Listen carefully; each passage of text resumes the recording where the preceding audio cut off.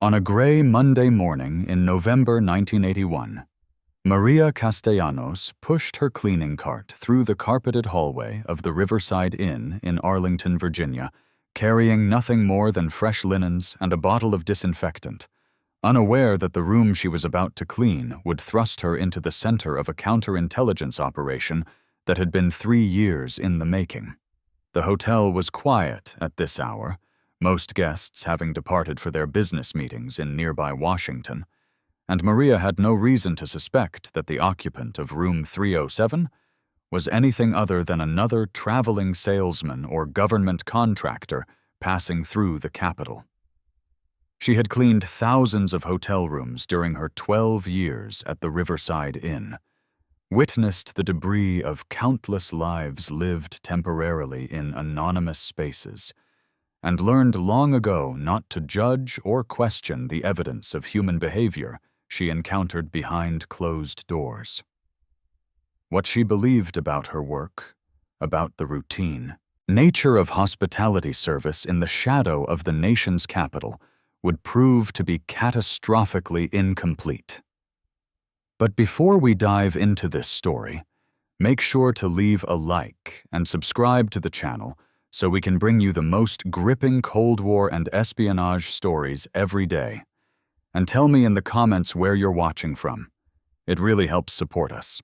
Maria Castellanos was 41 years old that autumn, a Salvadoran immigrant who had arrived in the United States in 1969 with her husband Carlos and their infant daughter Rosa. They had fled their homeland not for political reasons, but for economic survival, seeking the opportunities that Central America could not provide for a young family with more ambition than resources.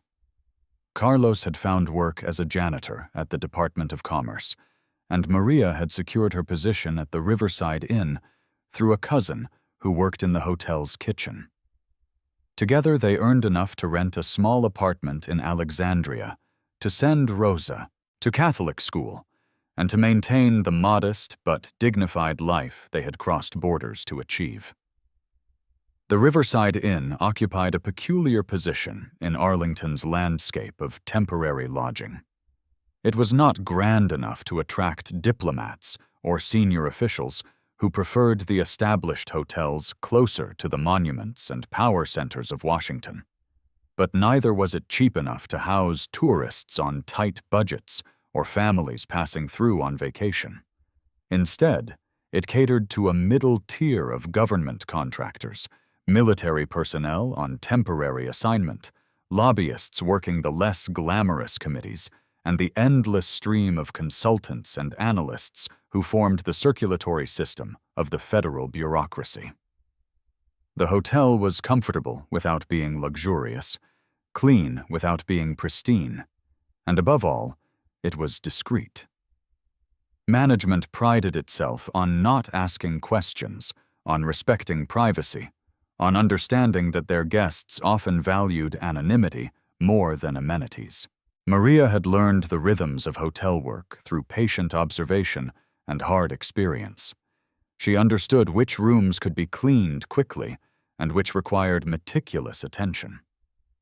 She knew how to read the signs of a guest's temperament from the state of their bathroom, their closet, the items they left scattered on surfaces.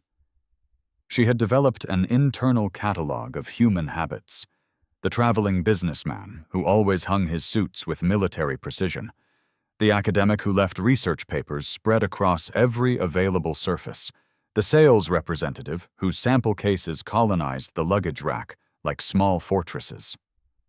Most guests were invisible to her beyond these material traces, check-in and check-out times that came and went without ever intersecting with her morning cleaning rounds. Room 307 had been occupied for 6 weeks by a man registered under the name David Mitchell. Maria had cleaned it perhaps 15 times during that period, always finding it in a state of unusual order. Mitchell kept his belongings organized with a precision that went beyond normal tidiness. His clothing hung in the closet arranged by color and type. His toiletries lined the bathroom counter in neat rows. Even his wastebasket contained trash that seemed deliberately arranged rather than casually discarded. The room never showed signs of meals eaten, bottles consumed, or personal relaxation. It looked less like a space someone was living in and more like a stage set dressed to suggest occupation without revealing actual life. Maria had noticed these details without consciously analyzing them. Her job was to clean, not to interpret, and she had long ago learned that many business travelers maintained obsessive organization as a way of imposing control on their temporary circumstances. But on this particular Monday morning in November, she would encounter something in room 307 that her years of experience had not prepared her to understand, something that would transform her from an invisible service worker into a crucial witness in a counterintelligence investigation. She knocked on the door as always, calling out her standard greeting, "Housekeeping." No response came from inside, which was expected at this hour. She inserted her master key, pushed open the door, and stepped into the room with her cart. The curtains were drawn, as they always were, casting the space in the gray half-light that came through heavy fabric. Maria flipped the light switch and began her routine, stripping the bed first, checking the bathroom for towels and amenities that needed replenishing. It was in the bathroom that she first noticed something unusual. Behind the toilet, wedged into the narrow space between the porcelain base and the wall, was a small piece of paper that had apparently fallen or been pushed into that hidden gap. Maria retrieved it with some difficulty, her fingers barely able to reach into the confined space. When she pulled it free and examined it in the bathroom light, she saw that it was not ordinary paper. It was a fragment of photographic film, perhaps 2 inches square, with images so small they were barely visible to the naked eye. She held it up to the light, squinting at the microscopic text and diagrams that covered its surface, and felt a cold uncertainty settle in her stomach. Maria had seen microfilm before, or rather, she had heard about it in the training sessions that all Riverside Inn housekeeping staff were required to attend. The hotel's management, aware of their proximity to government agencies and the sensitive nature of some guests' work, provided annual briefings on security protocols. They were told to report any suspicious materials, unusual equipment, or concerning behavior. Microfilm had been specifically mentioned as something that should trigger immediate notification to the front desk, though the training had been cursory and the examples vague. Most staff had treated the sessions as tedious, formalities, security theater that had little relevance to the actual work of changing sheets and scrubbing bathrooms. But now, holding this fragment of film in her trembling fingers, Maria understood that the training had not been theater. This was real. This small piece of material represented something significant, though she could not begin to guess what information might be captured in those microscopic images. She carefully set the film on the bathroom counter and continued her search, moving with heightened awareness now, looking for other anomalies she might have previously overlooked. In the closet, behind a row of perfectly hung shirts, Maria found a leather briefcase that she had seen before, but never examined. Hotel policy strictly forbade staff from opening guests' luggage or personal items, and Maria had always scrupulously followed that rule. But the discovery of the microfilm had changed the equation. Her hands shook slightly as she laid the briefcase on the bed and Chansitz unlatched it. Inside, she found what appeared to be camera equipment, but not the kind tourists carried. These were specialized devices with unusual lenses and technical specifications printed in a language she could not read. Beneath the cameras lay several small notebooks filled with handwritten entries in what looked like code, columns of numbers and abbreviations that formed no coherent pattern she could discern. Maria's heart began to race. She had no expertise in espionage, no framework for understanding what she was looking at. But her instincts told her that these items represented something far beyond ordinary business travel. The combination of the microfilm, the specialized cameras, and the coded notebooks suggested activities that belonged in spy novels, not in the mundane reality of a mid-tier Arlington hotel. She stood in the silent room, surrounded by David Mitchell's carefully maintained cover, and tried to decide what to do next. The obvious action was to call the front desk immediately to report what she had found and let management handle the situation. But something made Maria hesitate. She thought about the times she had reported smaller irregularities, suspicious behavior, or policy violations, and how management had often dismissed her concerns or suggested she was overreacting. She thought about the implicit hierarchy of the hotel, where housekeeping staff occupied the lowest rung and their observations carried minimal weight. She thought about her precarious position as an immigrant worker, about how easily she could be accused of snooping or violating guest privacy, about how her employment could be terminated if management decided she had overstepped her boundaries. But she also thought about the security briefings, about the careful emphasis that had been placed on reporting anything unusual related to photography, documents, or foreign nationals. The training had made clear that hotels near Washington were sometimes used by intelligence operatives, that the anonymity of temporary lodging provided cover for activities that threatened national security. Maria had always considered this melodramatic government paranoia, the kind of Cold War hysteria that seemed disconnected from the actual work of changing sheets and emptying trash. Now, standing in room 307 with evidence spread before her, she realized the briefings had been preparing staff for exactly this scenario. Maria made her decision. She carefully photographed the contents of the briefcase using the instant camera she kept in her cleaning cart for documenting room damage. The Polaroids were grainy and poorly lit, but they captured enough detail to show what she had discovered. She returned everything to its original position, closed the briefcase, and placed it back in the closet behind the shirts. She put the microfilm fragment in her pocket, though her hands trembled as she did so.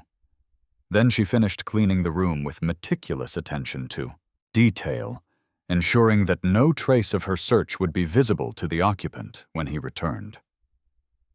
The rest of her shift passed in a blur of anxiety. Maria moved through her remaining rooms on autopilot, her mind racing through possibilities and consequences. When her shift ended at 3 o'clock in the afternoon, she did not go to the front desk, as she had initially planned.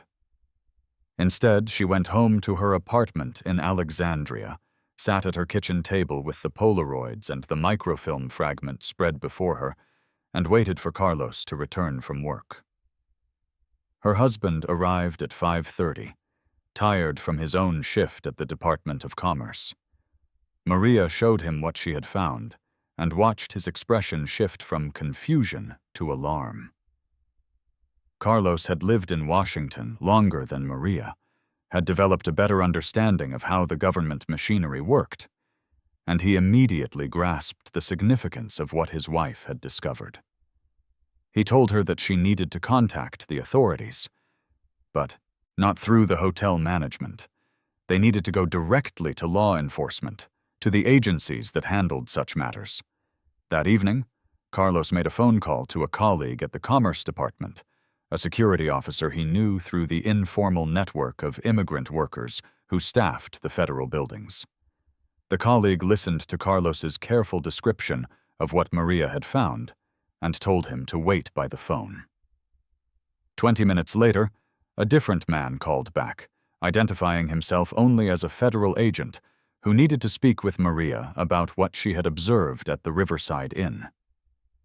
The next morning, Maria and Carlos sat in a nondescript government office building in Arlington, across a conference table from two FBI agents who introduced themselves as Special Agent Thomas Bradford and Special Agent Jennifer Walsh.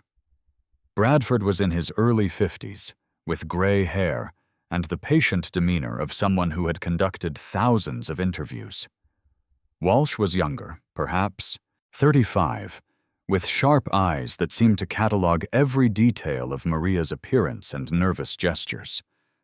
Maria told them everything. She described David Mitchell's 6-week occupancy of room 307, the unusual orderliness of his belongings, the microfilm fragment she had found behind the toilet, the specialized camera equipment and coded notebooks in the briefcase. She showed them the Polaroid photographs she had taken and handed over the microfilm fragment, which Walsh immediately placed in a small evidence bag. As Maria spoke, Bradford took extensive notes, occasionally asking her to clarify timing or describe specific details she might have noticed about Mitchell's patterns and behavior. When Maria finished her account, Bradford and Walsh exchanged a glance that contained some unspoken communication. Then Bradford leaned forward and spoke in a tone that was both reassuring and serious. "Mrs. Castellanos, you have done exactly the right thing by coming to us. What you discovered in room 307 is evidence of foreign intelligence activity. The man you know as David Mitchell is actually a Soviet intelligence officer operating under false identity. We have been aware of his presence in the Washington area for several months, but we had not yet located his base of operations. Your discovery has provided us with crucial information that will allow us to take action." Maria felt ice water flood through her veins. A Soviet spy. In her hotel. In a room she had been cleaning for 6 weeks, without realizing what was happening 15 feet away, while she scrubbed bathtubs and changed sheets. The enormity of it overwhelmed her, and she gripped Carlos's hand tightly beneath the table. Walsh continued the briefing. "The microfilm you found contains classified information that was photographed from documents Mitchell acquired through his intelligence operations. The cameras in his briefcase are Soviet-manufactured equipment designed specifically for document reproduction of the sun. Notebooks contain operational notes written in a code that our analysts will decrypt. This is a sophisticated intelligence collection operation, and you have helped us document it in a way that will be crucial for prosecution." But now came the difficult part. Bradford's expression grew more serious. "Mrs. Castellanos, we need your continued cooperation. Mitchell cannot know that his room has been compromised or that we are aware of his activities. You must return to work tomorrow and continue cleaning room 307 as if nothing has happened. You must not alter your routine in any way or give any indication that you have discovered his equipment. This is extremely important for the success of our investigation and for your own safety." Maria's stomach clenched with fear. She asked, in a voice barely above a whisper, whether she was in danger, whether Mitchell would hurt her if he discovered what she had done. Bradford was honest with her in a way that both frightened and reassured her. "There is risk," he acknowledged. "Soviet intelligence officers are trained to detect surveillance and to recognize when their operations have been compromised. Mitchell will be watching for signs of unusual activity or behavior from hotel staff. But we will be watching too. Starting today, we will have agents conducting surveillance on the hotel and on Mitchell's movements. You will not be alone or unprotected. If at any point you feel threatened or notice Mitchell behaving suspiciously, you will have a direct phone number to call for immediate assistance." Over the following 2 weeks, Maria Castellanos became something she had never imagined being, an unwitting participant in a counterintelligence operation. She continued her normal housekeeping duties at the Riverside Inn, cleaning room 307 every other day with the same routine efficiency she had always demonstrated. But now she moved through the space with heightened awareness, noting details she reported in evening phone calls to Agent Walsh. She observed that Mitchell had added a small radio to his belongings, that he now kept the bathroom door closed even when not in the room, that the coded notebooks had been moved from the briefcase to a locked suitcase under the bed. The FBI agents had instructed Maria on what to look for, specific items and patterns that would indicate Mitchell's operational activities. They wanted to know about visitors to the room, about phone calls Mitchell received at the front desk, about changes in his daily routine. Maria became a human surveillance camera, recording information that would be analyzed by professionals who understood its significance in ways she never could. The strain of maintaining this double role began to affect Maria's health and peace of mind. She lost weight, had trouble sleeping, jumped at sudden noises. Carlos watched his wife with growing concern, worried that the FBI was asking too much of her, that the stress would break her. But Maria insisted on continuing.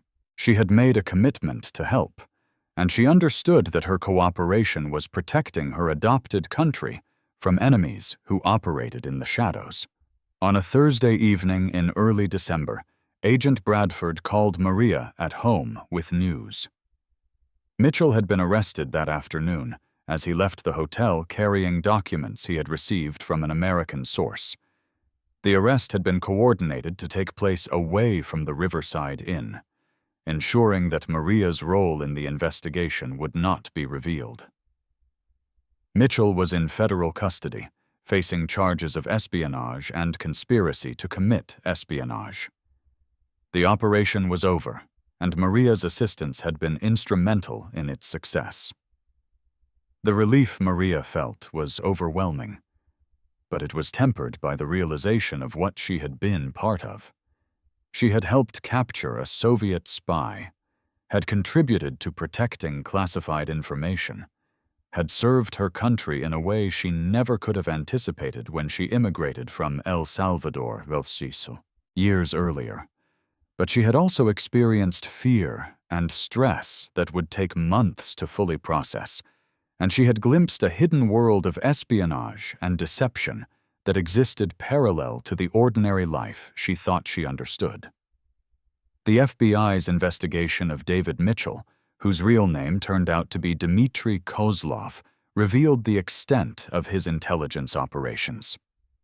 He was a KGB officer who had entered the United States 3 years earlier on a Canadian passport, establishing a cover identity as a defense industry consultant. The Riverside Inn had served as his safe house, the base from which he coordinated meetings with American sources who provided him with classified information about weapons systems, satellite technology, and strategic defense initiatives. The microfilm Maria had discovered contained photographs of documents from the Pentagon, stolen by a disgruntled analyst whom Kozlov had recruited through a combination of money and ideological manipulation. The case expanded rapidly from Maria's initial discovery. The FBI arrested 4 Americans who had been providing information to Kozlov, including the Pentagon analyst, an engineer at a defense contractor, and 2 government clerks who had been compromising document security procedures. The network had been operating for nearly 2 years, systematically gathering intelligence that Moscow considered highly valuable. Had Maria not found that fragment of microfilm behind a toilet in room 307, the operation might have continued for years more, bleeding American secrets to Soviet intelligence. Maria received a letter of commendation from the FBI director, delivered privately to her home with instructions that its contents should remain confidential. The letter thanked her for her vigilance, her courage, and her service to the United States.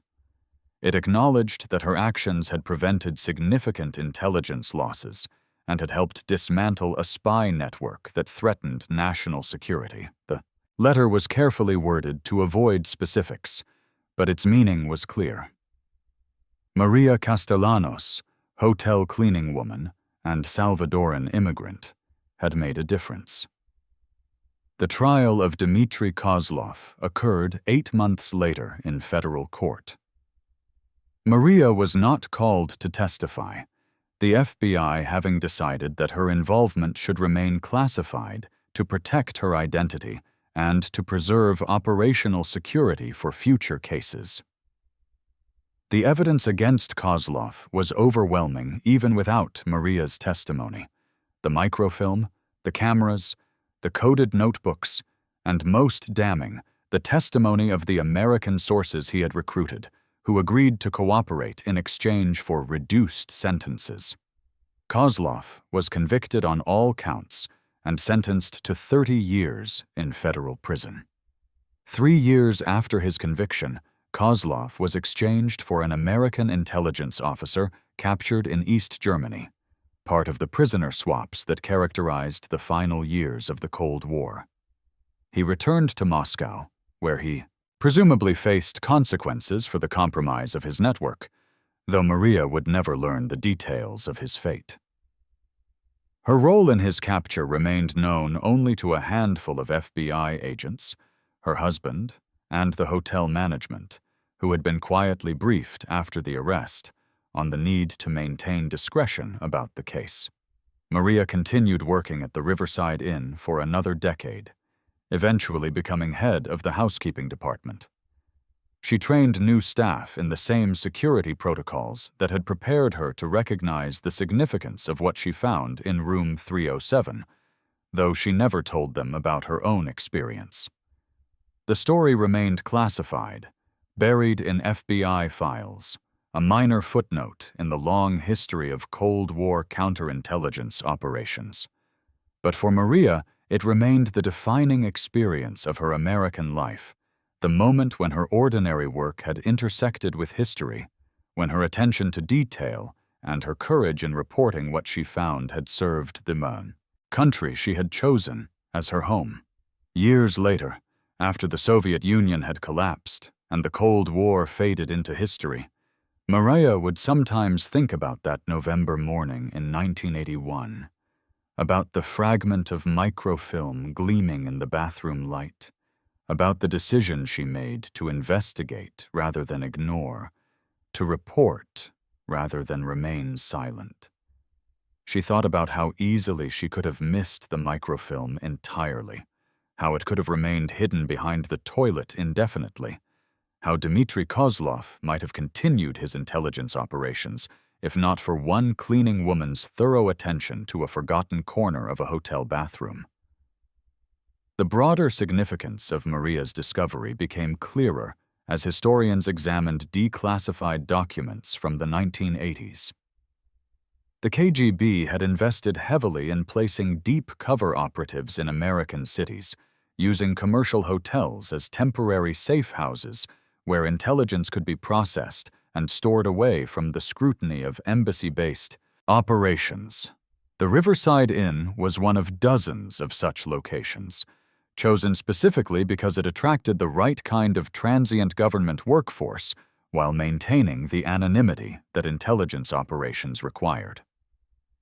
Maria's discovery had exposed not just one spy, but an entire methodology that Soviet intelligence relied upon for conducting operations in the United States. The case also highlighted a truth that intelligence professionals understood but rarely discussed publicly, that the most sophisticated espionage operations could be undone by ordinary citizens who simply paid attention to details that did not fit expected patterns. All of Kozlov's training, all of the KGB's elaborate tradecraft and operational security had been defeated by a hotel cleaner who noticed a piece of film in the wrong place and had the sense to recognize its significance. It was a reminder that human observation remained the most important counterintelligence tool, more valuable than electronic surveillance or technical collection capabilities. Maria Castellanos died in 2003 at the age of 63.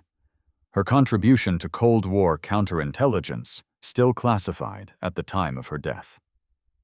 Her obituary in the local newspaper made no mention of FBI commendations or spy networks, describing her simply as a long-time hotel employee who had raised a daughter, supported her community, and lived with dignity and kindness. Only a handful of people attending her funeral knew the truth about what she had done, about the courage she had shown, about the role she had played in protecting American secrets during a dangerous era.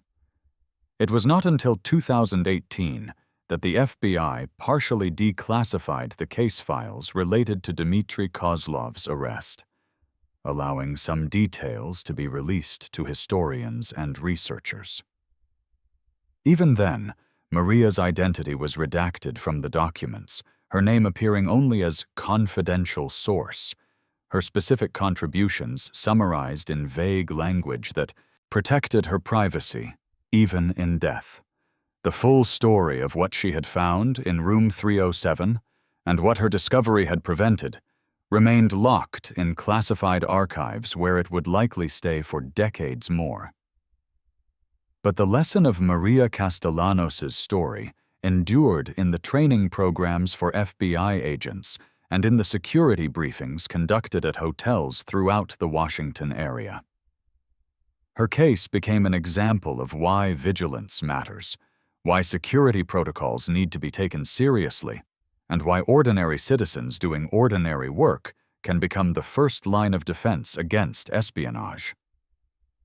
The Cold War might have ended, but the threat of foreign intelligence operations continued, and Maria's experience demonstrated that awareness and courage could make the difference between security and compromise. In the end, Maria Castellanos never sought recognition for what she had done. She simply wanted to do her job well, to provide for her family, to live a good life in the country that had given her opportunities El Salvador could not. That she had also helped protect that country from its enemies was something she accepted with quiet pride, understanding that service comes in many forms, and that heroism does not always announce itself with fanfare and medals. Sometimes it appears in the form of a hotel cleaner who finds something wrong in a bathroom and has the wisdom to report it, who maintains her composure under stress, who trusts that her adopted country will protect her even as she works to protect it. The fragment of microfilm that Maria found behind the toilet in room 307 was eventually displayed at the International Spy Museum in Washington, though the exhibit label made no mention of how it was discovered or who discovered it. Visitors walked past it without knowing its story, without understanding that this small piece of film represented the intersection of ordinary work and extraordinary consequence. But that anonymity would have suited Maria perfectly. She had never wanted to be famous or celebrated. She had simply wanted to do the right thing when confronted with evidence of wrongdoing, to serve the values she had embraced when she became an American citizen. The story of how a hotel cleaner found evidence of a KGB safe house is ultimately a story about the hidden nature of the Cold War, about how the conflict between superpowers played out not just in Berlin or Moscow or Washington conference rooms, but in anonymous hotel rooms where ordinary people encountered extraordinary circumstances. It is a story about the importance of training and awareness, about the value of taking security seriously even when threats seem abstract and distant. And it is a story about one immigrant woman who loved her adopted country enough to risk her safety to protect it, who demonstrated that citizenship is not merely a legal status, but a commitment to defend the values and security that freedom requires. And that concludes our story. If you made it this far, please share your thoughts in the comments. Don't forget to subscribe for more incredible stories and check out the video on screen. I'm sure you'll enjoy it. See you next time.